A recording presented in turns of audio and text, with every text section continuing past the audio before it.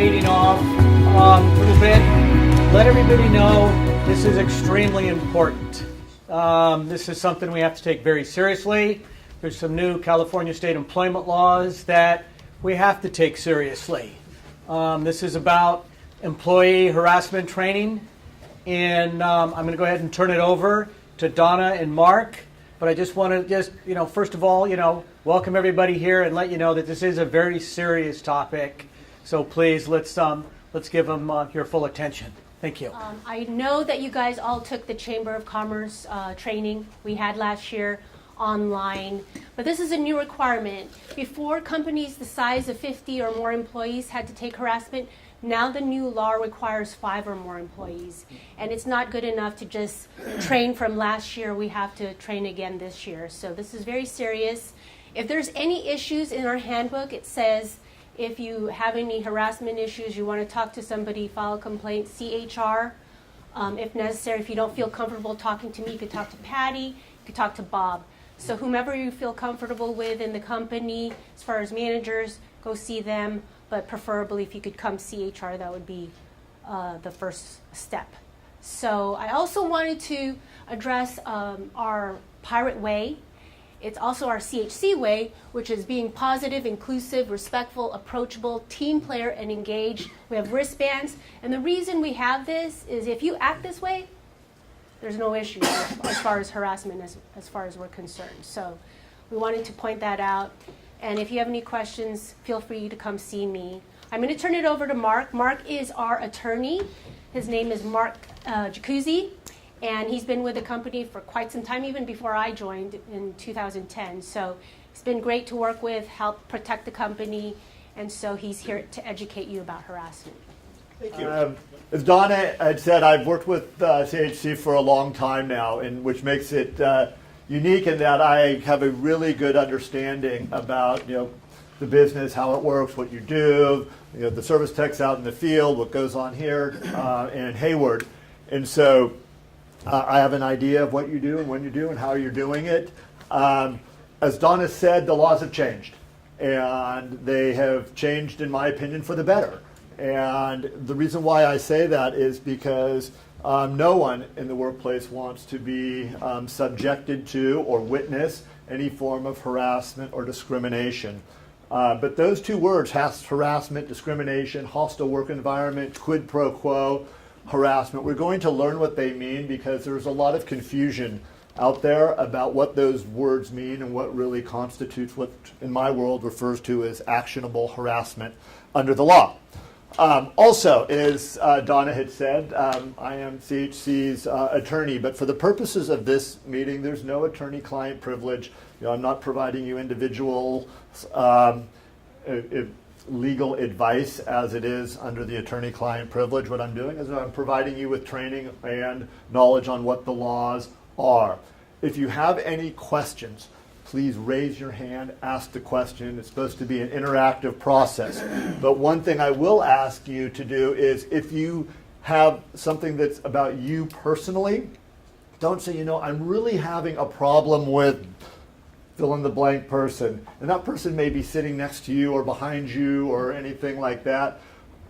Save those specific questions to whoever you feel most comfortable reporting to. And we'll get to that the part about how to report it into it, but fortunately, and I can tell you this because I've seen it, I've witnessed it. You can go walk into Bob's office, even if the door is closed, he might be on a telephone call. But there's an open door policy here. You can go to Donna, you can go to Patty, you can go to your supervisor. If you don't feel comfortable with any of those individuals, you can go to another supervisor. There are many different ways and avenues that you can go down to report any type of harassment or discrimination. And so, with that, let's get into the materials here. And I will keep you on track for an hour. Did everybody sign in? All right, excellent. Yeah, because if you didn't sign in, make sure you did. So also, remotely, make sure you sign in and send it either to Patty, I think, the fact that you signed in and you've done this, because we really want to make sure that we have a record of the training. Because the law is now 5 or more employees, you have to do at least an hour of training for the employees The 2-hour training for supervisors still holds true, but now everybody needs to be trained. And I always thought all along that that was kind of an odd thing. Why do we only have to train the supervisors? And I know that, like with CHC, you did the chambers training, which is great that you did that, because I'm a big fan of training everybody, because everyone should know what the rules are and what their rights are and how to behave properly in the workplace. And that's one of the things that you'll hear me say repeatedly. The rules at the workplace are different than they are at home, than they are at a softball field, than they are at a bar, than they are pretty much anywhere else. The rules are different. And the rules here in the workplace in California and in Nevada as well too. So the folks up in Reno, the rules are the same, because although you have your own anti-harassment law, we all fall under Title VII as well, which is the federal laws governing that. And so when I say the rules have changed, is that there are certain types of behaviors that may have been permissible a year ago, 2 years ago, 3 years ago, 10 years ago, that are not anymore. And so you need to be mindful of that. And we're going to get into what you may be thinking is a joke, or somebody else may not think it is a joke, and how to make sure that you're behaving, you're following your pirate rules here, because they're important. And as Donna said, positive, inclusive, respectful, approachable, team player, and engaged. It's not that difficult to follow that roadmap, and then you will stay safe on the sidewalk, not engaging in any inappropriate types of behaviors. So, unlawful harassment is a kind of discrimination. And you hear me talk about harassment and discrimination. It's all kind of weaved together. And so let's talk about really what it is and what it means. And so you guys have all done the Cal Chambers. This is the people in Reno and in Rockland. If you hear me pause for a minute, it's because I'm taking a sip of my coffee. And you guys can all see it, but sometimes when I'm doing these things, these webinars, I take a pause. And what is that? Why is he stopping? And so I'm getting my coffee there. So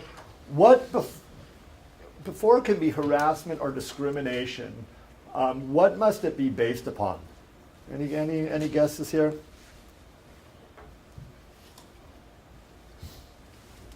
Any guesses? Anybody want to cheat and look at the next slide? It has to be based upon a protected category.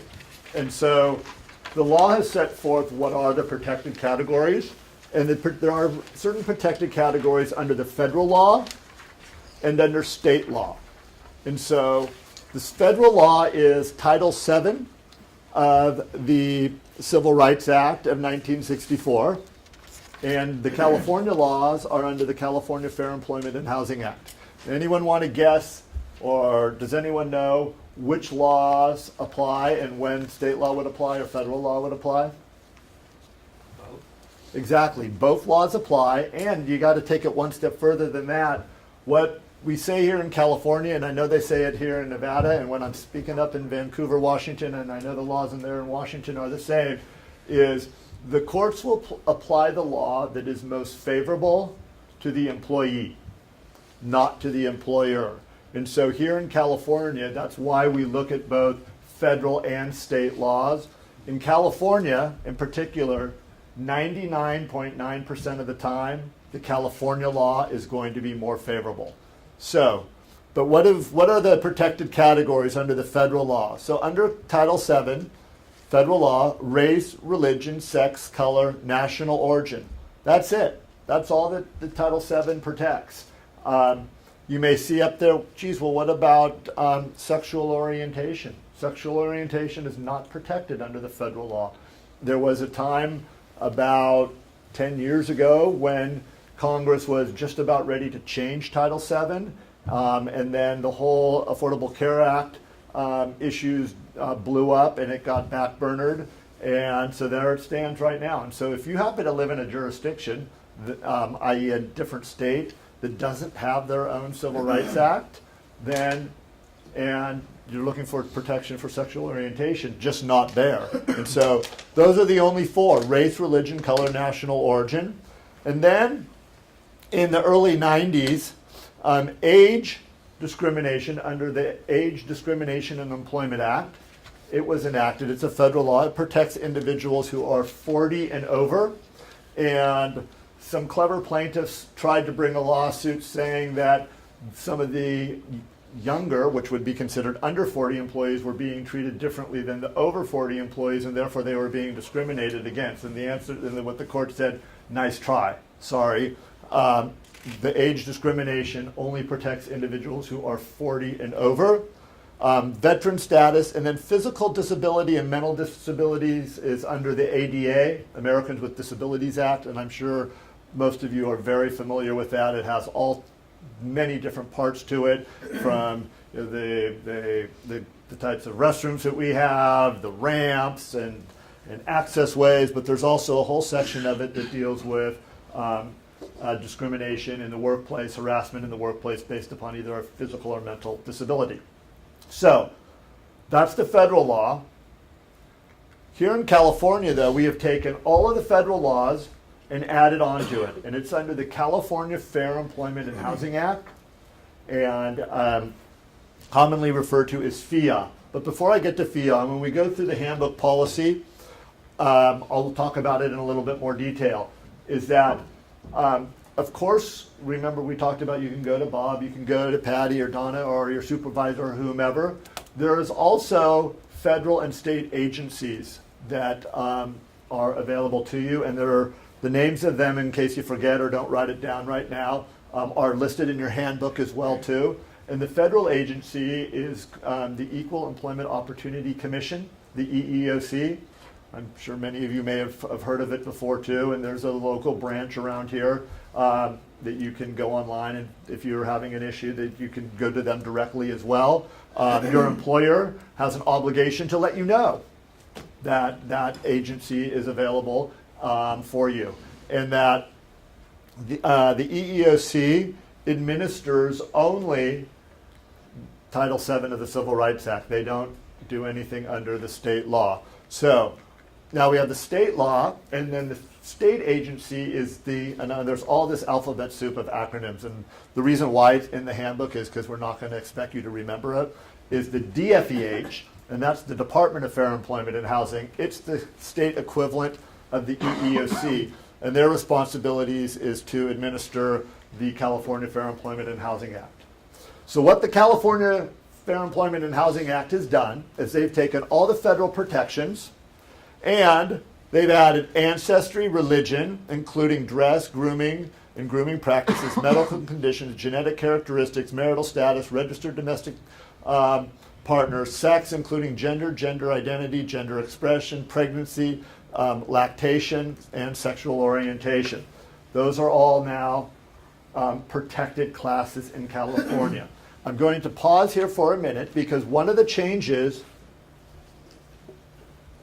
this year in California law is that the training needs to cover not just sexual harassment training, but all types of potential harassment or discrimination in the workplace. And so I'm going to stop now and talk a little bit about what ancestry is. Ancestry is where you are from. My grandparents are from Italy, so my ancestry is Italian. But my national origin, where's national? National origin is U.S. because I was born in Berkeley. So that's the difference between ancestry and national origin. Religion, including dress, grooming practices, as well, are also protected. And so I'm going to stop there for a minute because this is an important one as well. So, say that you walk into upstairs over here across the way and someone has all these candles and incense burning at their workstation. And Donna comes in, or Patty comes in, or Bob, hey, what are you doing? What's going on here? Well, for religious purposes, I have my shrine at my desk. Could they say, no, you can't have this here? But it's for their religion. The answer to that is California has an overriding law that says you can't have any smoke or flames or anything like that unless inside. You can't smoke inside. That includes candles as well too. Or so that's an easy one though. And so we would just say, you need to put that away, do something.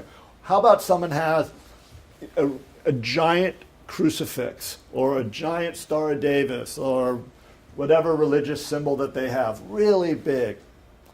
And it's kind of, everyone's kind of, wow, what's that's going on? And it is affecting, the workplace.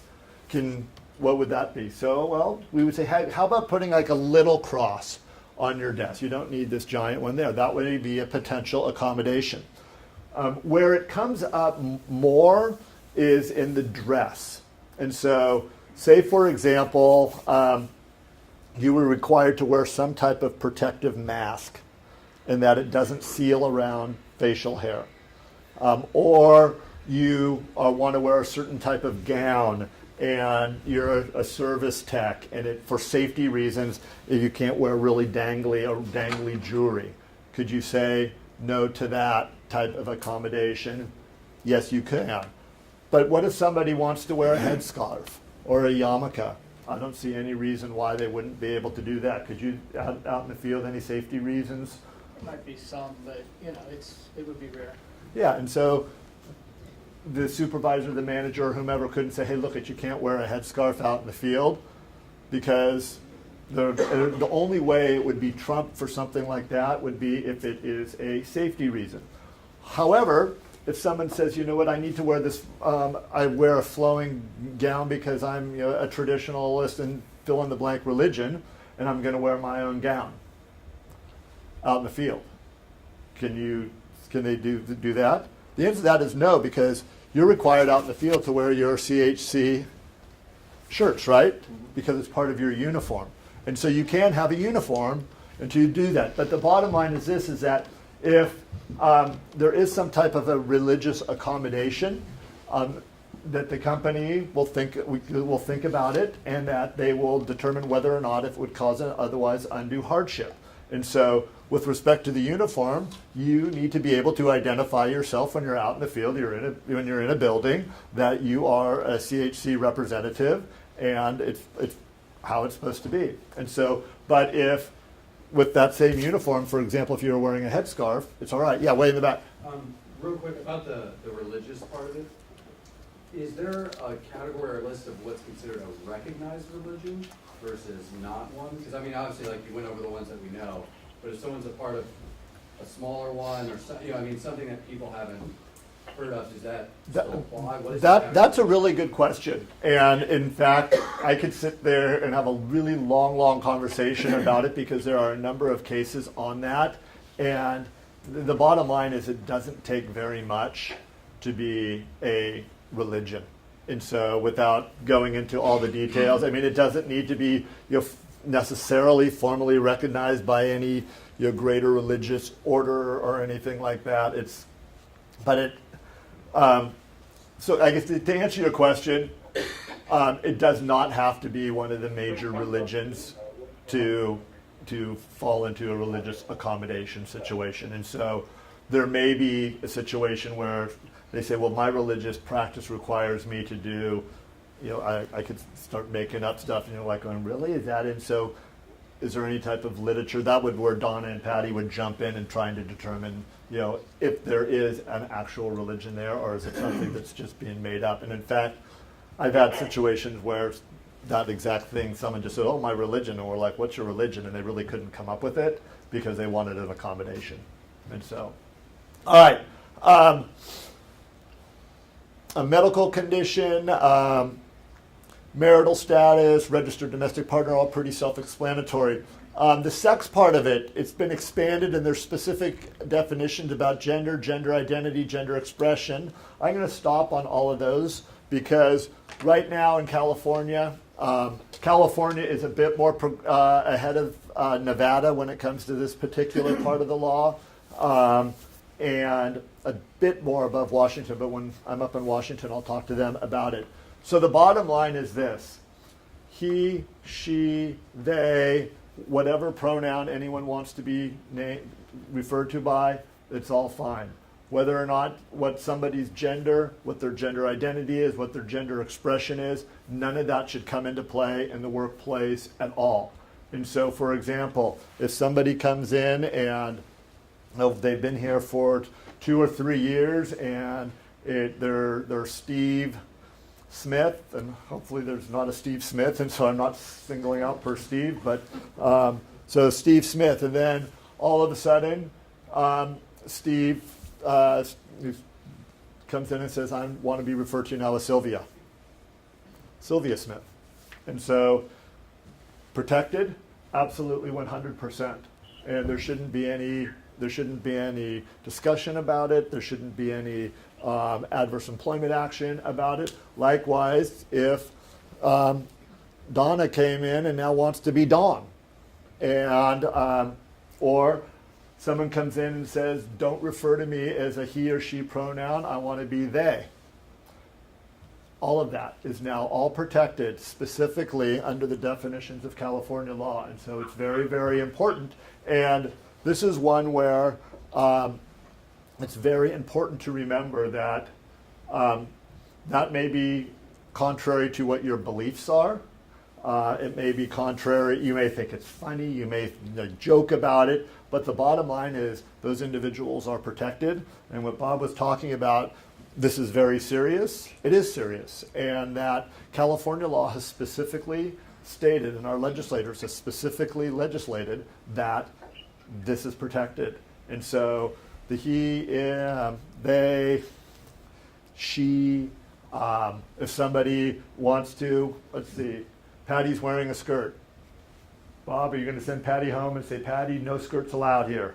Nope. Why? Because skirts aren't allowed. And so if an individual who has identified as a male, he may still identify as a male but want to wear a skirt. Is that all right here in California?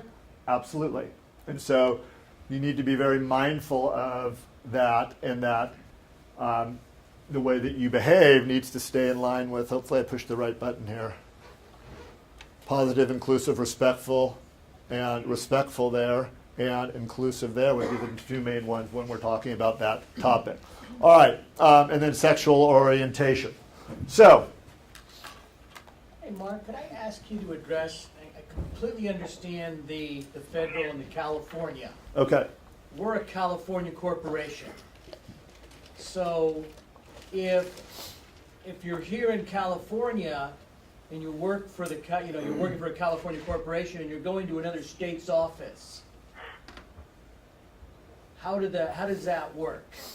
all right, so typically the way it would work is this, is that, and all of you will be positive, inclusive, respectful, approachable, team player, and engaged. So going forward, this situation will hopefully never arise here. But if you are, for example, if you're working here in California, you live here in California, and you happen to go up to the Idaho office, and up at the Idaho office, you're experiencing some type of harassment or discrimination up there, the laws of California are going to protect you. If for some reason you want to bring your lawsuit in Idaho because that's where the event took place, you could, but you could also bring it down here in California. Same thing if one of your out-of-state employees have traveled here to California, they could choose. And so there's flexibility there. All right, so who is protected from all of this? Pretty much everybody. Management, supervisors, administrative staff, the workforce in general, contractors. So if you have any independent contractors that are working for you, they are protected as well. Volunteers and any unpaid interns, they are certainly protected too. All right, then who can experience sexual harassment? Direct targets of harassment, i.e. the person who is being harassed or discriminated against. Bystanders or witnesses can also be the subject to it. So say that you've been asked to participate in an interview because you may have been a witness. You may not even know that you're a witness, and the accused said, you know what? Chase was there and saw the whole thing, and I can't read that. Oh, that says Mark. Alex? Yeah. Oh my gosh, I would put my glasses on. So, and Chase and Alex were there. And so Donna is coming in and doing an investigation, and as part of the investigation, she's talking to Chase and Alex. And you guys are going to get here early next time, right? So you can sit in the back. And so Chase and Alex now are protected. And so that's one of the things that's important here now, and is that although going forward everyone is going to follow the private rules, but there are times where you may be called in as a witness, and it's very important that you are truthful and that you are able to provide the answers to the questions that are asked, or not. You may not know. Chase and Alex may say, I don't know what you're talking about, because I was not there on Friday, February 15th. I wasn't there. But this person's saying you were there. And so, no, well, look at my work schedule. I wasn't there. I have nothing to say.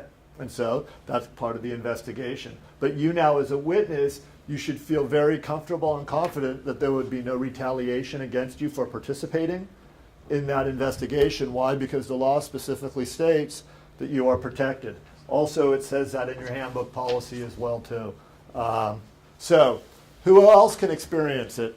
Contractors, temporary employees, volunteers, and unpaid interns. And so who is protected? We've talked about this when I went back in line. The one thing I want to bring up as well, too, and this is important, because especially for the service techs who are out in the field. When you're out in the field, I suspect that you are, not I suspect, I know, that there are other trades on the jobs, right, that you interact with. Right? There's electricians that may be out there, or plumbers that may be out there, right? Yes, come on, guys. Yes, I know there is. And so if one of them are making inappropriate, derogatory comments to you, say that you're wearing some type of headscarf or a yarmulke, or that you are in a transition from going from male to female, or that you're of a certain race and you are then experiencing some type of harassment or discrimination from a third party, another trade out in the field, or maybe somebody that's here that's come in into the pickup desk down below. Would Donna and Bob and Patty just say, sorry, not our problem? No. You have the right to work in a work environment free of any form of unlawful harassment or discrimination, and that includes from third parties as well. So if there is any third parties, we want to know about it.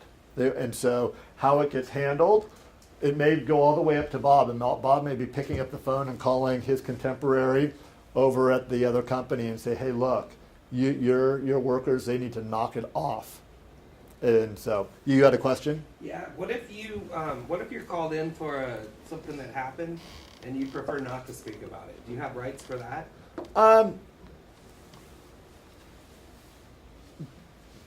When you say, do you have rights? And so, If you're asked to, like you said, if they were a witness to something, what if they were a witness but they didn't want to get involved in it? I'm going to answer your question, but I'm going to take a step back, because there's one thing that I've also heard people say, look, I have a free speech right, First Amendment right to free speech. Well, you do, but not here in the workplace. Why? Because this is a private employer, and there's no First Amendment right to free speech here. We can control what you say, how you say it. If you go out to Safeway, or there's a Home Depot around the corner, or not, what is that? Or is it a Home Depot around the corner, Walmart, whatever it is, and you're protesting, you have your sign out there, you can do that. That's just fine too. With an investigation, what the rules are is that, yeah, you need to cooperate. The bottom line is that. And if an employee says, I really don't want to talk about it, I don't want to get involved, if Donna's doing the investigation, she's well trained and knows how to do these investigations. She'll ask the question, why? I mean, has somebody threatened you? Because you should feel free to speak freely without any chance of retaliation or any adverse employment action for participating in it, because want to provide the pirate's life here. And so it's important to know. And so we want you, and this is part of the reason why I'm going over all this with you, so you should feel comfortable, because a lot of times I don't want to be involved, I want to get involved in it, but unfortunately you may have to get involved in it. And so, answer your question? Yeah. Okay, good. All right. Two types of harassment. The first type of harassment is what's referred to as quid pro quo harassment, and that is something in exchange for something else.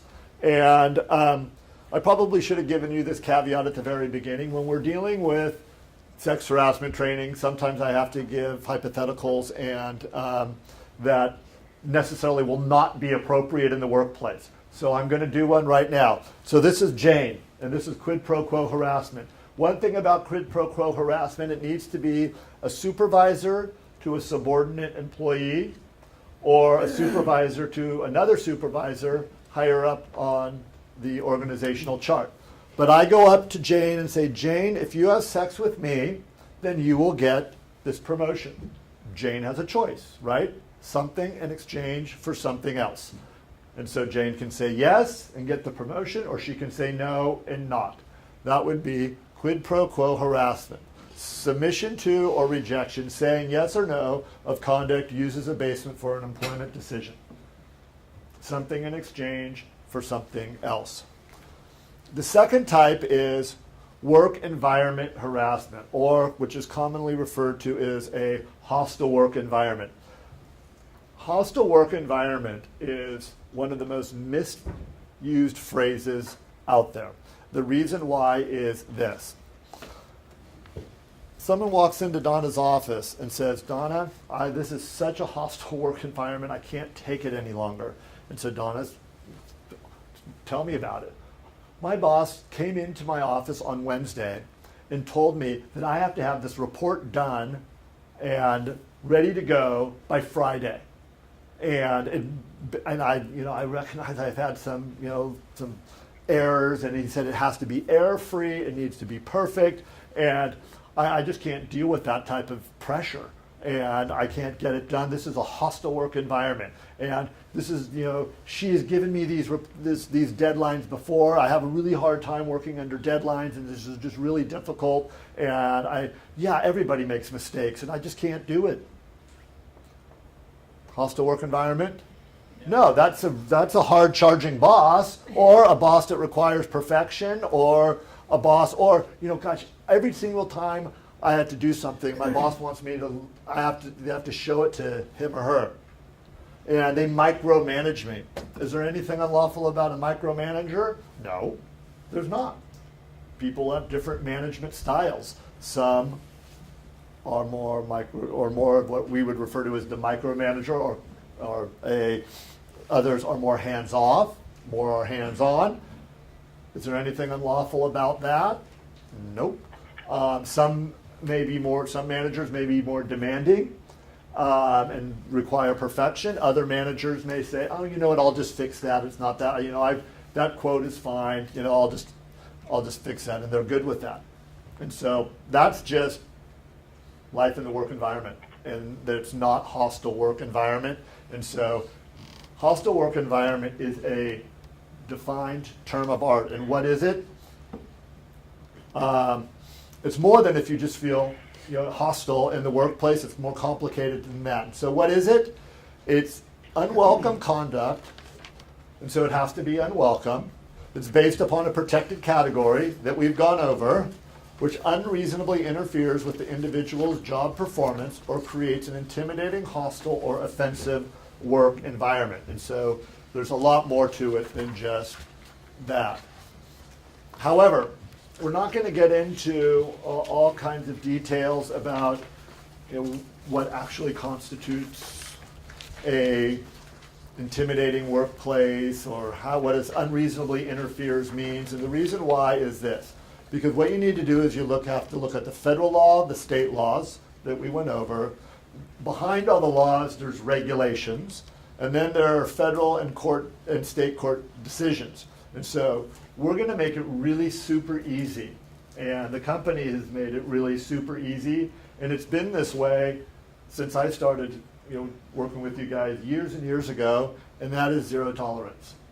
And zero tolerance is very easy to follow. Why? Because zero tolerance means just that. We don't tolerate inappropriate behavior.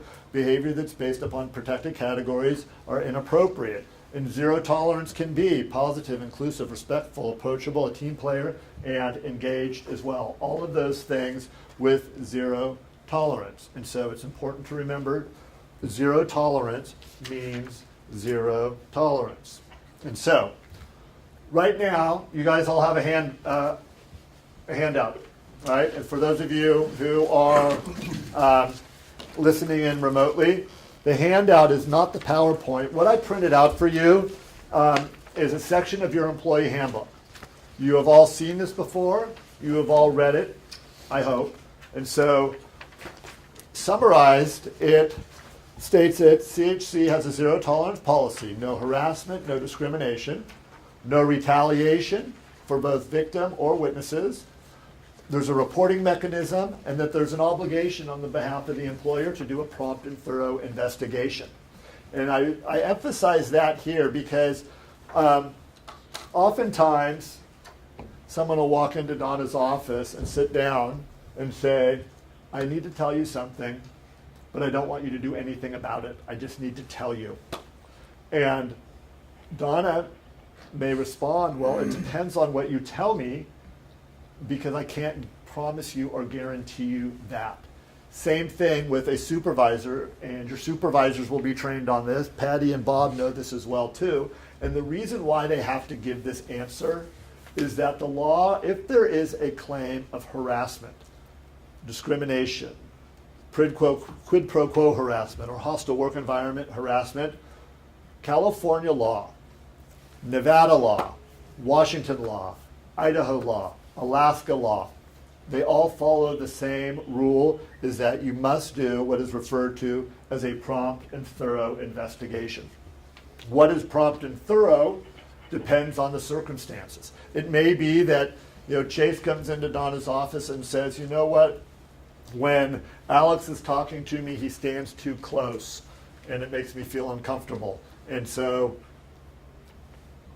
Donna talks to Alex. Alex says, "Okay, I'll give him some more space. I didn't mean anything of it like that. Just this is the way I am, and that's it." And so Donna may not even give Alex a write-up of that. And so, but it was prompt and it was thorough. Or it may be a full-blown investigation into allegations of sex harassment or religious discrimination or whatever. That it may even be an outside investigator comes in, depending on the circumstances. And so what is prompt and thorough really needs to be looked at on a case by case. But this goes to your question. What was your name? Steve. Steve, because Steve had a really good question about what if you just don't want to get involved. Well, we need to be able to do a prompt and thorough investigation because the law requires it. And so it's important. So looking at the handbook policies now, you can skip over the at will part. I just didn't want to. I just printed all of page 5. The first part it goes through here now, it talks about that CHC is an equal employment opportunity employer. And it says that you won't discriminate against on all the protected categories, and we've lifted them all out. And this includes advancement, transfer, layoff, termination, compensation, training, working conditions. Basically what this is saying is that we have, not only are we an equal opportunity employer, but we have a zero tolerance policy. We talk about pregnancy and disability accommodations as well. And then if you go on to page 6, at the very bottom, there's the discrimination and complaint procedures that lists through what you need to do if you feel that you are being discriminated against in any way. And that it will be treated promptly and fairly and timely, and that there will be an investigation, and that Then we have on middle of page 7, the unlawful harassment policy. And we're going to, it talks about, if you look down there towards the bottom, examples of prohibited conduct. We're going to go through that in the next few slides now of the various types of verbal, visual, physical types of behaviors that are deemed to be inappropriate. It talks about different types of examples of sexual harassment now. And then if you go to page 9, there's the complaint procedure about what the company will do as if you complain, and how to complain. And then on page 10, we talked about no retaliation, and this is the section that sets forth the company's policy that even if you're the victim or if you're a witness, you are protected against the anti-retaliation. It talks about the training, and this is what we're doing right now. We're providing the training. And then remember I told you about the DFEH and the EEOC. On page 10, it talks about and lists the DFEH, the EEOC. It goes into Nevada, Alaska, Idaho, and Washington, and their respective state agencies that deal with those types of issues as well. And so in your handbook, this is your roadmap. If you have any questions or if you feel that you need to speak to your supervisor, to Bob, to Donna, or anyone else out there. And so a lot of times people get the handbook and just go, oh my gosh, sign off on it. And so in your handbook, there is a lot of really good and important information. In particular, the information about no harassment and discrimination, the reporting, how to report, who you can report to, which for your company, pretty much anybody, and you will get a response. Prompt and thorough as well, too. But remember, this is the other thing, too. Prompt doesn't mean necessarily in a half hour you will have your answer, or it'll all be resolved, because there may be more to what's going on. And so, and that Donna or Patty or whomever is doing the investigation needs to take a little bit more time. All right, so what are inappropriate behaviors which are not tolerated? So, inappropriate verbal behaviors: disparaging names, derogatory comments, slurs based upon a protected class, other verbal or written conduct. So sexual jokes or stories, comments about a physical attribute, repeated requests for a date, belittling expressions. So, Jane walks in. Nice haircut, Jane. I like your new sweater. Anything wrong with that? Well, it's a compliment, right? Everybody likes compliments. Or how about this? Nice haircut, Jane. I like your new sweater. Kind of creepy, right? Said the exact same words, right? What were my eyes doing? My eyes were going up and down. I was hands in pocket, raising my kind of the creepy voice. And so tone and inflection means something as well, too. And so you need to be careful of that. Belittling expressions. Let's look at some examples here now. Hey stud, hey amigos, nicknames. I've had cases where nicknames, where somebody has brought a lawsuit, and one in particular was, any of you speak Spanish? All right, so if when I was little, you may call me Marquito, right? What's that mean? Little Mark, right? And so it can be a term of endearment, right? Yeah. So in this particular case, some of the workers who spoke Spanish referred to this individual as Mexicanito. And what would that mean? Little Mexican, right? But the other individuals who were calling him that were also they were actually, one of them was from somewhere in Central America, but the other three were all from Mexico. And he liked it initially because he got, as part of the investigation, he would refer to himself as Mexicanito. But his job performance started going downhill. He received disciplinary warnings, and then he brought a claim saying that he was being harassed and discriminated against because he was Mexican. And one of the examples he used was, well, they call me Mexicanito. And so something that they're like, oh, we thought it was kind of cute and fun. So stay away from that. And, what's a good nickname? What's Robert's name? Bob. Bob. Bob's a good nickname. So that's a nickname that's fine, right? Robert, Bob. Stephen, probably. And sometimes people call you Steve. That's fine. You may have friends here that you play softball with, or soccer, you meet for the bars, your kids may play, or you may have gone to school together and there's another nickname.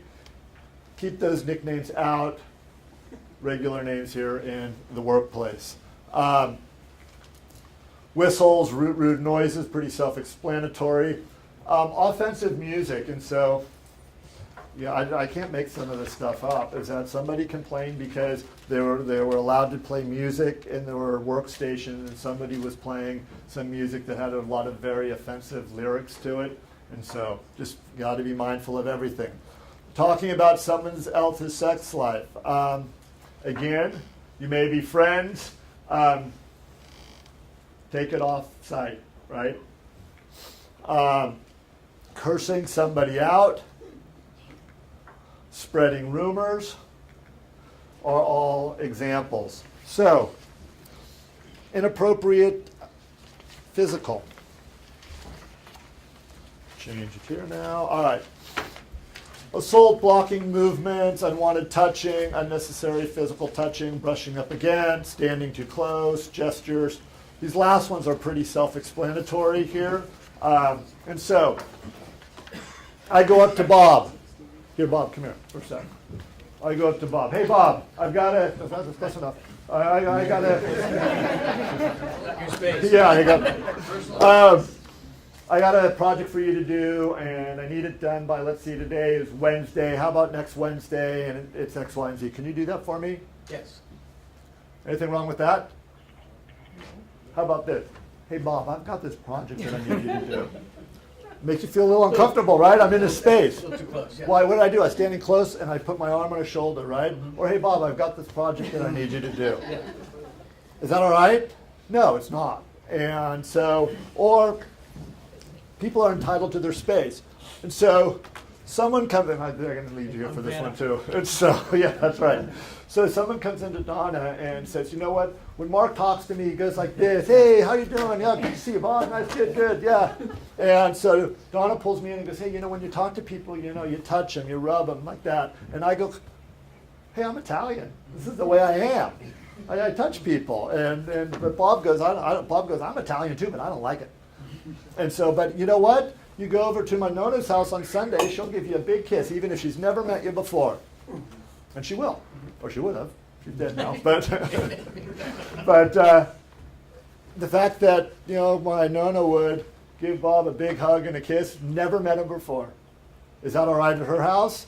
Absolutely. Would it be okay here? No. And is Bob entitled to his space? Be And so there may be situations, though, where there's two service techs and you're going into a little tiny place and you may have to be rubbing shoulders or something like that, and there's nothing you can do about that. That's the nature of the job. And so, but people are entitled to their space. Thanks, Bob. So those are just examples of physical as well. Derogatory posters, sexual-oriented cartoons, sexual toys, screensavers. I may take this one out because as the crowd starts getting younger and younger, they're like going, what are these magazines? Because you know why? Who has one of these? Yeah. The print industry, sadly, is on its way out. So does everyone have a phone? Yeah. Right? Does everyone have data on their phone? All right, and so if I asked you to turn on your data right now, and if you went into a search engine, all right, and do www.porn.com, what's going to come up on your phone? Porn. Pretty simple. And so Chase and I are here like, hey Chase, check this out. What do you think? And what's your name? Brian. Brian. We're clueless that Brian is there, and he may walk by and say, holy cow, what is Chase and Mark looking at? All right, and so before, back in the olden days, you'd have to physically bring in a magazine or something like that. These little gadgets have created a whole new dynamic that you need to be very mindful of, because really it's on-demand, inappropriate content right there. And if you're looking at it on your own, and you may not know who's looking behind you, you may be out at a customer site, you just need to be just don't do it here. I could care less what you do outside of here.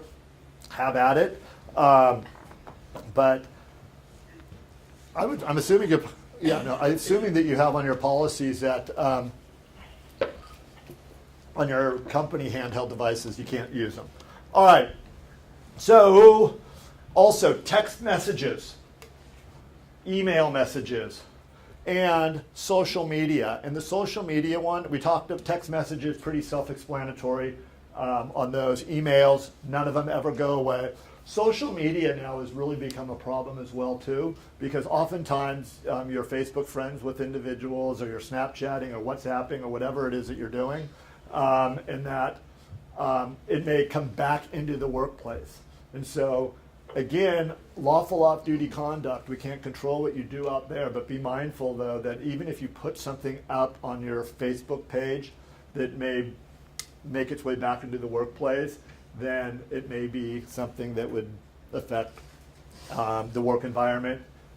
So just remember positive, your pirate rules there on that too. All right, does what happened in Vegas really stay in Vegas? That's the social media thing. The answer to that is no, it does, and it really seems to work its way back in here. The workplace is not a place to reach out and touch somebody. The workplace is not a mall. The workplace is not a party. The workplace is work, and the rules are different. We've gone over that the rules are different. And so what are the rules? Pretty simple. Zero tolerance. These are examples of jokes about each other's differences, generalizations, slurs, stories about a strip bar, jokes about someone's sex life, jokes about women. And real quick now, I'm going to stop right on time, Donna. The one about the strip bar is that we're an employment law firm.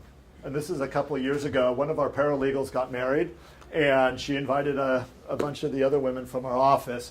And my office is right here, and the break room is right there. There's like 5 of them in there talking about the male stripper who had gone to her bachelorette party. And I walk in there and I go, we're an employment law firm. What are you doing? And they're all, well, we were all there, so what's the big deal? I go, I wasn't there. Mm-hmm. And they're all, but Mark, you don't care. You're kind of cool. And I'm all, it doesn't matter. And so stop it. Knock it off. And so just because they were all there at this off, and the fact that they had a stripper, I could care less. But what they can't do is talk about it in the workplace, because they don't know who's going to be listening. It was just not okay. All right. Who can be liable?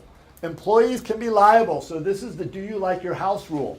Your name could appear on a complaint, and so you need to be mindful of that too. There is individual liability if you are the alleged harasser. And that's one area where the law has changed. It used to be only for sex harassment that you could be individually liable for. Now it's any type of harassment, the whole laundry list of them. And so that's another reason why you want to be positive, inclusive, respectful, approachable, a team player, and engaged. Why? Because you can be individually liable. And what that means is this, is that your employer does not have to indemnify you. Why? Because you are doing something outside the normal course and scope of your employment. Because the normal course and scope of your employment is zero tolerance. All right?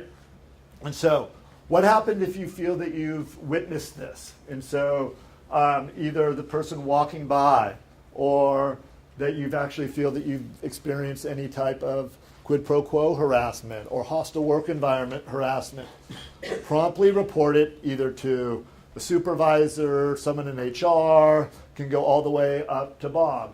And it may be the situation, you may feel, you know what, this is a hostile, I feel like I'm working in a hostile work environment.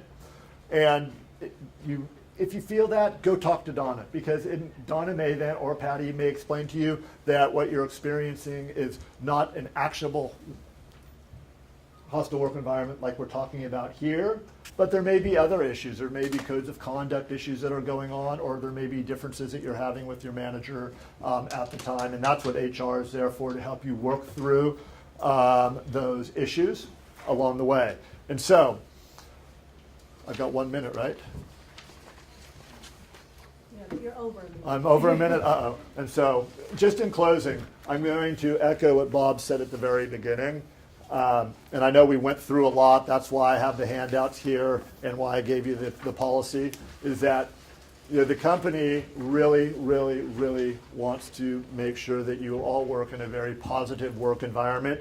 And hey, look, work can be very stressful, work can be demanding. You have customers who are demanding, you may have a supervisor who's demanding. You work in an area where you need to be exact and precise on what you do. It's really important, though, that you also work in an environment that's free of any form of harassment or discrimination.